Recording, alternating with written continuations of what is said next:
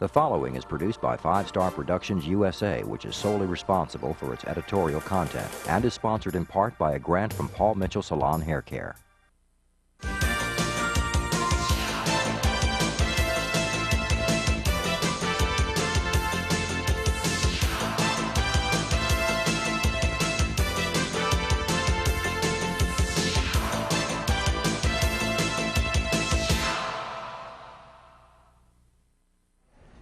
Reduce, reuse, and recycle. We hear a lot about that, but how and where can we practice this effectively? Well, the best place is right here in the supermarket. Reduce means to buy products with less packaging and buying in bulk. Recycle means to buy or recycle products with a triangular symbol. And reuse means to use something over and over again. I'm Ed Begley Jr. Join me this week on Today's Environment as we continue to discover ways you can help contribute to a brighter future for our planet. Today, City Saving Council gas, in effect reducing with carbon, 9,000 reducing air supermarkets pollutants by recycling a milestone. 80%. Educational programs.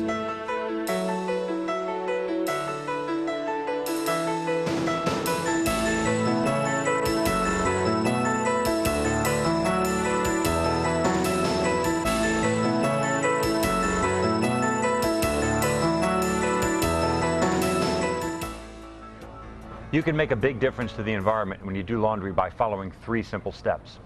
First, buy the largest size package. It reduces the packaging. Use about half the recommended amount. Most people find that it cleans just as well. And wash in cold water. As much as 90% of the energy used is used to heat that water.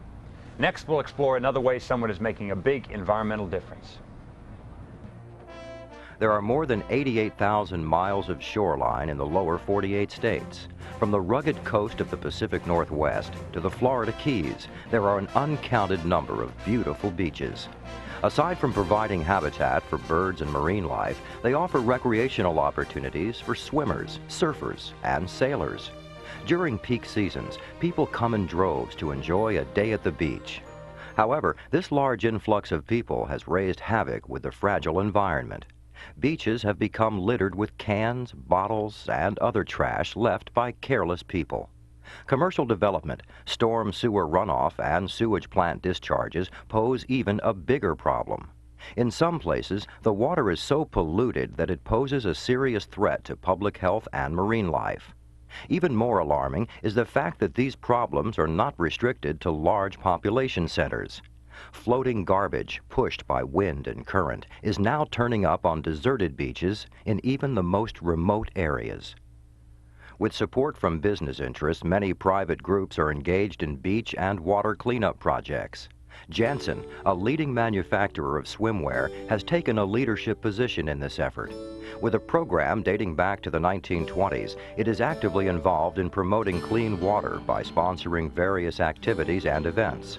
The company also makes donations to national and regional environmental groups. For example, with the help of local celebrities, they sponsored a swimwear fashion show in cooperation with Robinson's Department Store for the benefit of Heal the Bay, an organization dedicated to cleaning up Santa Monica Bay in California. Across the country, Boston Harbor had become one of the most polluted bodies of water in the nation and was the symbol of all that is wrong with our water. But through community involvement, it has made a dramatic turnaround. To celebrate the improved conditions in Boston Harbor, Janssen sponsored a 1-mile Labor Day swim. The proceeds from this event and matching donations were given to Save the Harbor, Save the Bay, one of the private organizations responsible for the continuing cleanup effort. Closer to its home in Portland, Oregon, the company also sponsored a massive beach cleanup program that involved its employees and over 6,000 people from the area. Together, they cleaned 300 miles of Oregon's coast.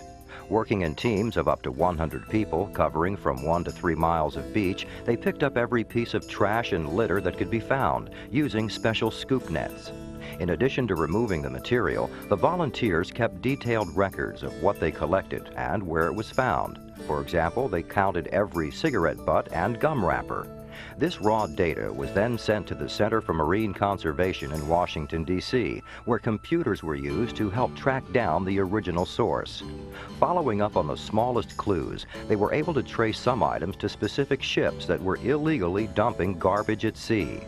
Our beaches and coastal waters are a national treasure, and they must be protected from pollution and destruction.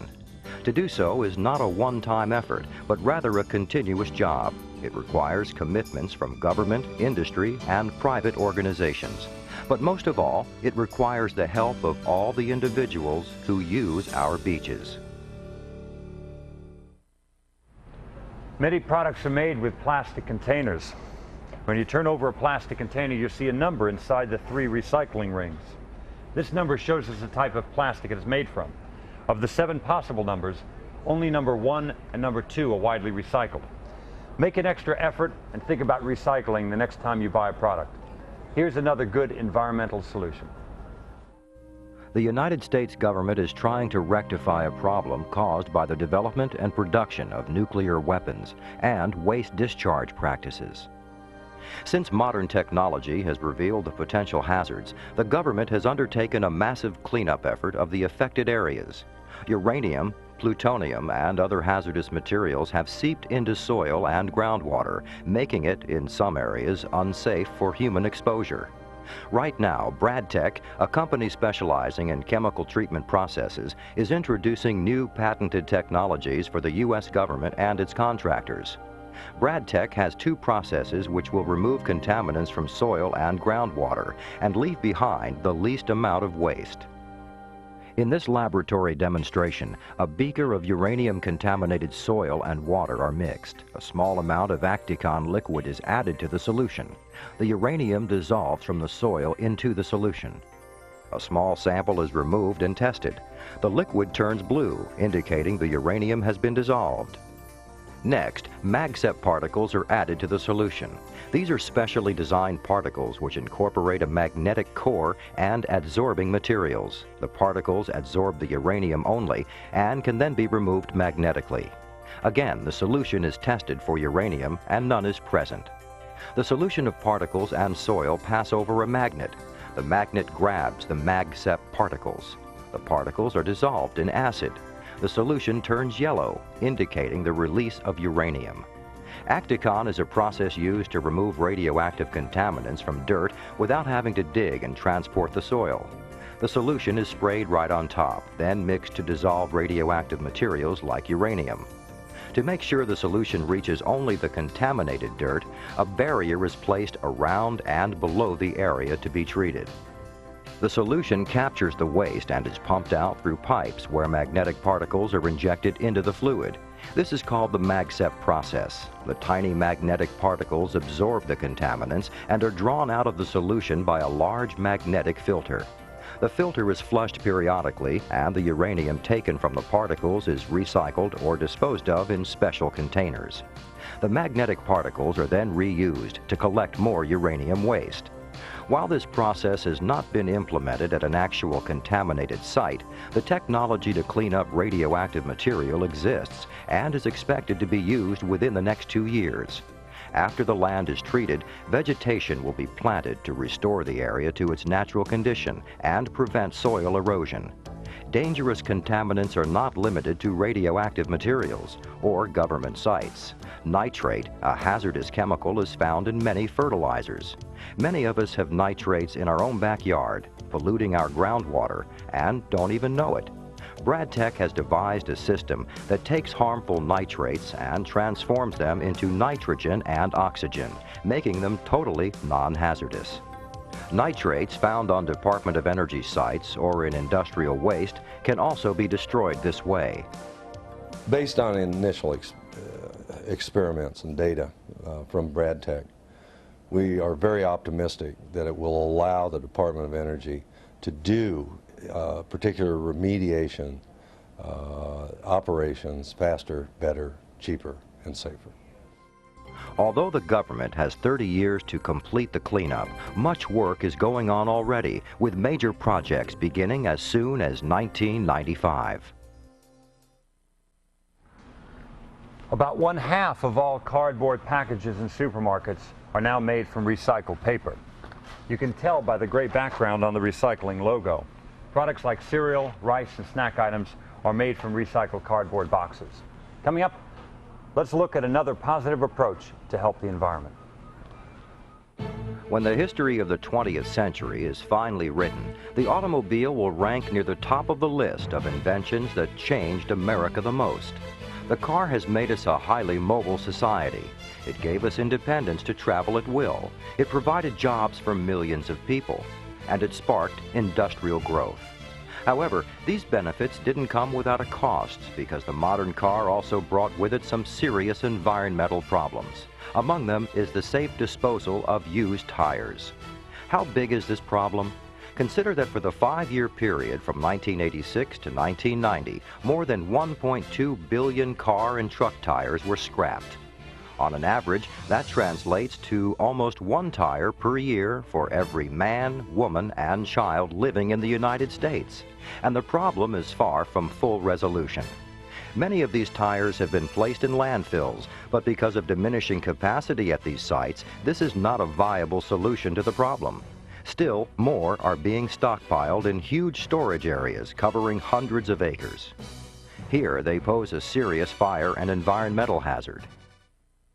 Baker Rubber Incorporated, with plants in South Bend, Indiana, and Chambersburg, Pennsylvania, has come up with some innovative ways to use old tires and is now processing more than 5 million scrap tires a year. With the opening of its Phoenix area plant in 1993, the company will be processing almost 8 million scrap tires each year. Ground rubber products like granulite offer one of the best large-scale uses of recycled auto tires. When combined with asphalt, ground rubber makes a paving material with some interesting properties. For example, roadways paved with asphalt rubber have a longer life because they resist cracking and the effects of aging.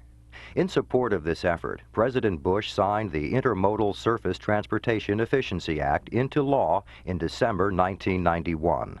Among other things, it requires the use of recycled tire rubber in 5% of all federally funded asphalt paving projects by 1994, and increasing 5% each year until it reaches 20% in 1997.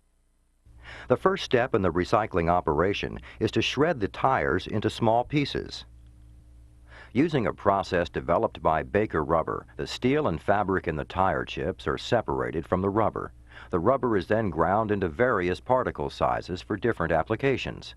Larger particle sizes called cushion turf have been used for over 10 years as a shock-absorbing ground cover on playgrounds, around swings, slides, and monkey bars to reduce the risk of injuries to children.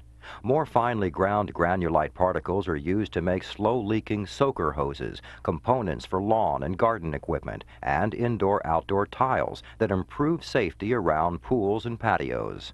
Like asphalt used to pave highways, roofing materials are often modified by the addition of ground rubber. This type of roof will outperform, last longer, and be more economical than alternative roofing methods. Similar mixtures are used to produce special compounds to fill cracks in pavements and seal the joints between bridges and highway surfaces. This prevents water from getting under the pavement, which might cause them to move and crack again. For better or worse, the automobile has certainly left its mark on the 20th century. But discarded tires, which once littered the landscape, cluttered landfills, and filled the air with black smoke when they burned, are now being put to the best possible use thanks to the efforts of companies like Baker Rubber.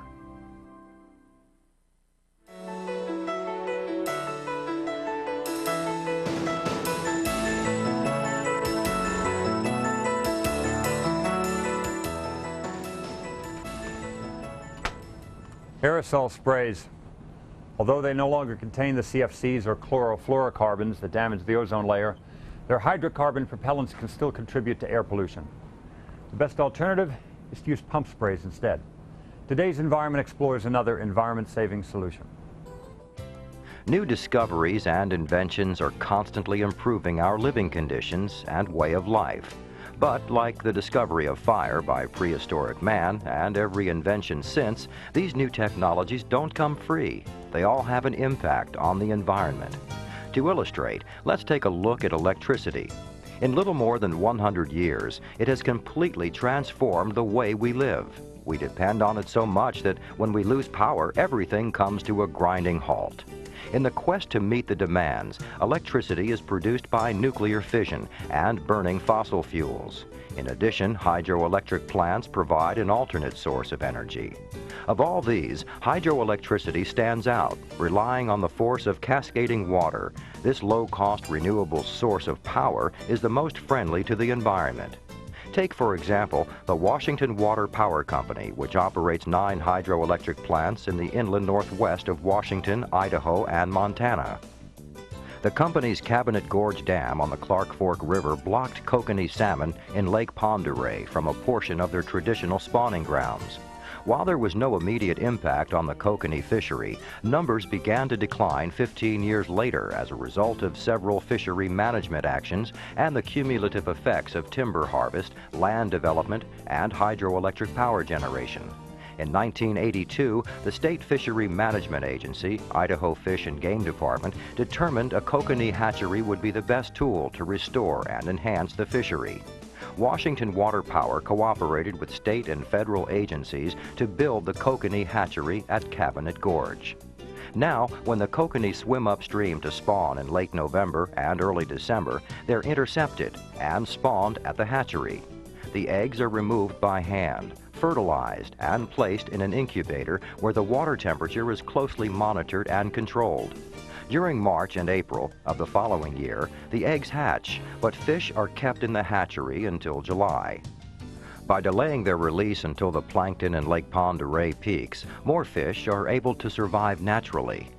In another ongoing cooperative project, the company has joined with the Montana Department of Fish, Wildlife, and Parks to sponsor fishery research at the Knoxon Rapids and Cabinet Gorge reservoirs. Here, students from the University of Idaho are being taught fish sampling techniques like stream electrofishing and beach seining. In this outdoor classroom, students learn important lessons about fish and their habitats. Today, they're counting and categorizing the catch, then releasing them back into the river. The data collected by the students are then analyzed to determine population makeup, size, health, and trends. Armed with this information, fishery management personnel are better able to protect and enhance this valuable natural resource. If you're wondering where to start recycling, put aluminum cans at the top of your list. It's a lot less expensive to recycle aluminum cans than it is to make them out of new metal. So the aluminum industry has been paying top dollar to get cans back. Let's take a look at another positive environmental contribution. Vermont, green mountains, God's hand-painted forests, rich, fertile soil, trickling streams, and ancient rivers. But over time, settlement and industry have taken their toll on fish and other natural resources. The impact is sometimes visible, sometimes hidden beneath the surface. But today, the Fisheries Enhancement Project is turning a negative situation into a positive one by turning back the hands of time and restoring natural habitat while allowing continued use of a clean, renewable energy source. The Central Vermont Public Service Corporation initiated the project with the help of the Vermont Youth Conservation Corps to improve the river habitat surrounding its hydroelectric dams and increase the numbers of fish in the area. They work together to place permanent trees, boulders, and snags in the riverbed above and below the dams, creating sheltered spots where fish can rest and feed on organic material that gathers below the barriers. Their goal is to focus on the portions of the rivers that provide little shelter from the sun and have few barriers to slow down the rushing current. For more than 200 years, Vermont's rivers have provided a clean, renewable source of energy. But damming a river does change the natural environment, and fish habitat can suffer. Our program gives something back to the river, structures that will provide shade, shelter, and food for fish. Although the work can be strenuous, the teens have no qualms about getting their feet wet and hands dirty on this project. Central Vermont is undertaking 4 fishery enhancement jobs throughout the state. The utility has also stopped storing water at these dams for later release and now relies on the natural river flow to generate a portion of the electricity needed to power its 130,000 customers. With the help of the Vermont Fish and Wildlife Department, Central Vermont Public Service will document each phase of the development and the results of the Fishery Enhancement Project. This is just one of the many efforts the company is making at its hydroelectric dams and other properties. Other projects include the installation of osprey platforms, boating access to nearby waterways, screening of power lines and switch yards, and forestry and wildlife management. Preserving the beauty and natural resources of Vermont takes a great deal of planning and a lot of muscle. But in the long run, people won't be the only ones around to enjoy it. Many of the cleaning products under your sink are actually environmentally dirty. Some are considered hazardous waste and are so poisonous they endanger your family's health. There are safer ways to clean, like using vinegar and water for windows and baking soda for cleaning countertops. Today's Environment discovered another environmental solution. When summer temperatures soar, we all take refuge from the heat and the comfort of air conditioning. However, the air conditioning and refrigeration industry has taken a lot of heat recently. This is because the refrigerants used in most cooling systems contain CFCs, which are believed to be causing holes in our Earth's ozone layer. If left unchecked, these CFCs could destroy the ozone layer, which provides protection from harmful solar radiation that can cause skin cancer. Up until recently, it was a common practice for air conditioning and refrigeration service technicians to vent refrigerants into the atmosphere when they were working on a unit. However, as of July 1, 1992, the U.S. Clean Air Act makes the venting of CFCs and any replacement for CFCs illegal. In response to the need for a way to capture these refrigerants, American Thermoflow Corporation, headquartered in Springfield, Massachusetts, came up with a solution. The company had been doing some work involving exotic refrigerants for the military. In an effort to save money by recovering these expensive coolants, they developed some new technologies. They then applied this to help solve the ozone depletion problem. The centerpiece of their solution is the OZ Saver, a portable refrigerant recovery system. Weighing less than 30 pounds, this lightweight unit can be carried to rooftops and other places where access to the air conditioning and refrigeration systems is difficult. What makes the OZ Saver unique is that its compressor uses no oil. This not only reduces its weight, but eliminates contamination problems. In operation, the unit and a Department of Transportation approved recovery container are connected to the unit being serviced. The refrigerants containing the CFCs are then safely transferred to the recovery container by the OZ Saver. Dealers in the field then sell the recovered refrigerants to authorized wholesalers and distributors who in turn sell them back to the American Thermoflow Corporation. The used refrigerants are collected at regional sites around the country and then transported to their processing plant in Springfield, Massachusetts. Here, up to 3,000 pounds per day are purified to remove contaminants such as oil, water, dirt, and acid.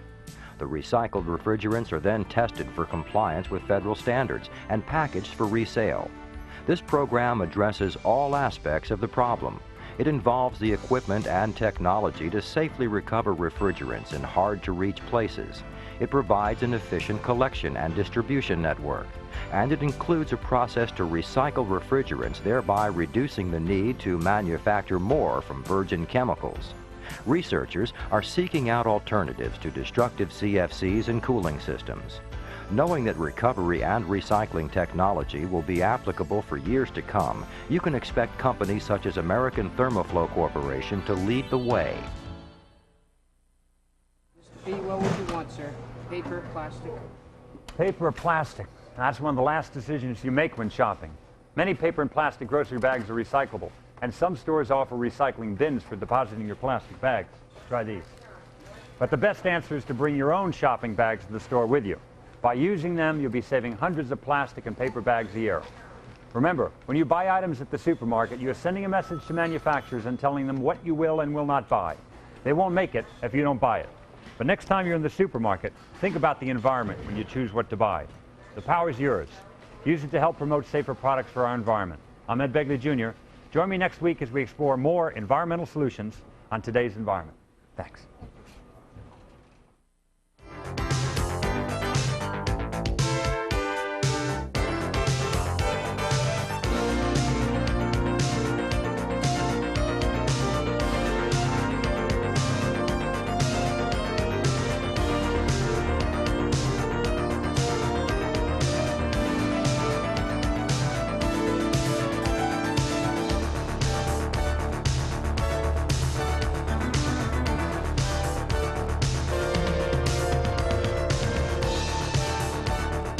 If you know of any interesting environmental success stories, call us at 407-997-9800. This has been a presentation of 5 Star Productions USA. The preceding program was sponsored in part by a grant from Paul Mitchell Salon Hair Care.